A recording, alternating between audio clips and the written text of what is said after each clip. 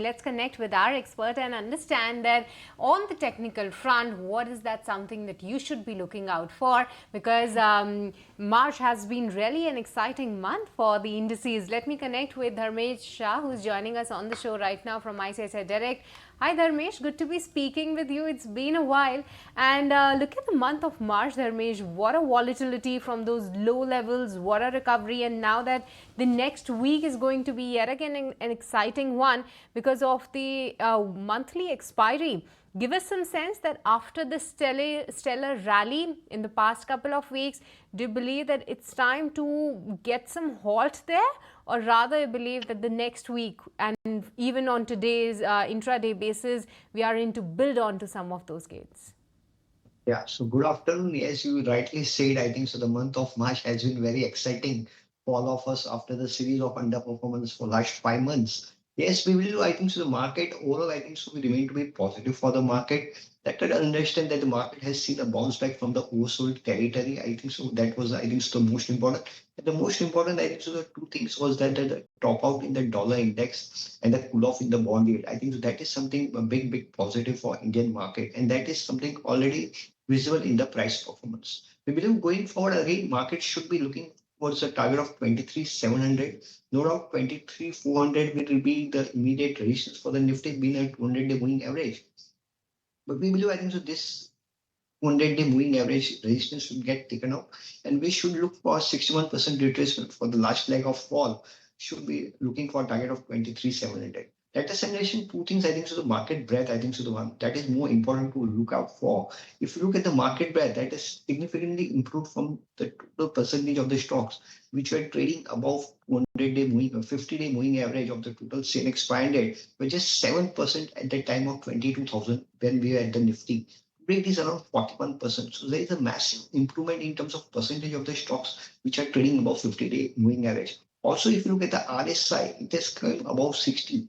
I think so. That is after December, we are seeing such type of RSI moving above 60, which is again indicating a revival in the up momentum. So I think so. All the things putting together, the sentiment indicator, RSI, as well as the overall market breadth, I think so. That is something to understand that the things seems to be getting more positive going forward. Yes, we will see a volatility because 2nd April will be the more important to be watch out once we see a US tariff getting impact on the Indian market. I think so. That is, I think so, one where we will see a volatility. But one thing is very clear. I think so that now it's a buy on dip market, not a sell on rally. So any dip towards 22,500 to 22,700 should we look as a buying opportunity. Hi Dharmesh, this is Ankita also joining in. Good afternoon to you. A very interesting point that you mentioned there, that the tides have turned because now it's not a sell on rise, it's a buy on dip market. I think this is a point that everyone was waiting for. When do you start getting into the market? So you believe that this is the right time to start getting into the market, to start buying at every dip. But speaking of that, what are the sectors that you're seeing value in? Do you see the financials or the banking pack, from here on leading the rally, because they have been clearly outperforming the benchmark, for the last few sessions. Nifty Bank has been doing very well, and there is some sense of valuation comfort also there.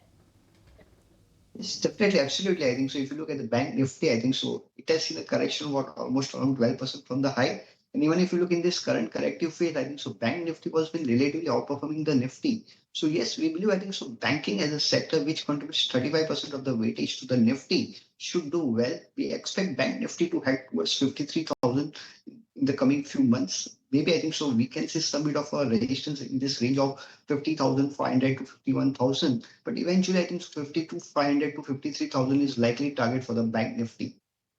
Again, inside the bank Nifty, again, if you look at the private banks, I think so that has been doing fantastic good. If you look at the technical setup of most of these large cap banks, I think so it looks like they can see a 10 to 15% upside from the current levels. So overall, I think so banking as a sector, yes, the way the results came out in last quarter and expectation of a good numbers in the coming few Q4 numbers also expected to be good. I think so banking as a sector is one where the risk reward is more favorable at the current level. So both I think so PSUs as well as private banks looks positive from the current levels. All right, so PSUs as well as banking space, those are the segments that you should be watching out for. But Dharmesh, also tell us which are the stock ideas from you right now?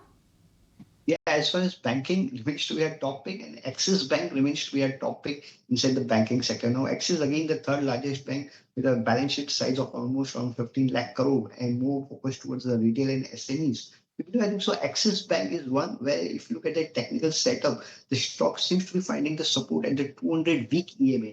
And also, the strong buying demand seems to be emerging from the lower band of the rising channel. So, we believe Axis Bank, again, I will repeat, I think so, should do better. And we believe overall banking sector, private banks should relatively outperform going forward, where Axis can be looked for a target of around 1172, keeping a stop loss of around 974. Apart from banking, again, I think so metal as a space looks more positive. Again, a fall in dollar index has always been an inverse correlation for the metal index. It others well for metal index. And also the imposition of 12% duty, I think so it's something on import of cheap steel. I think so it's something a big positive for overall metal space. So yes, metal, we believe, I think so the way that metal index has also witnessed a falling channel breakout. Again, in the metal index, our topic remains to be the Tata Steel. Again, Tata Steel, a long underperformance, expecting on the monthly higher top, higher bottom formation and also a falling channel breakout. It looks, I think so, Tata Steel should look for a target of around 176, keeping a stop loss of 147. So Tata Steel, Axis Bank remains to be a topic in the current levels. All right, Dharmesh, thank you so much for joining us and weighing in on the markets. Thank you so much for taking the time out. Thanks. Thank you. If you like this video, then like, share and subscribe to ET Now.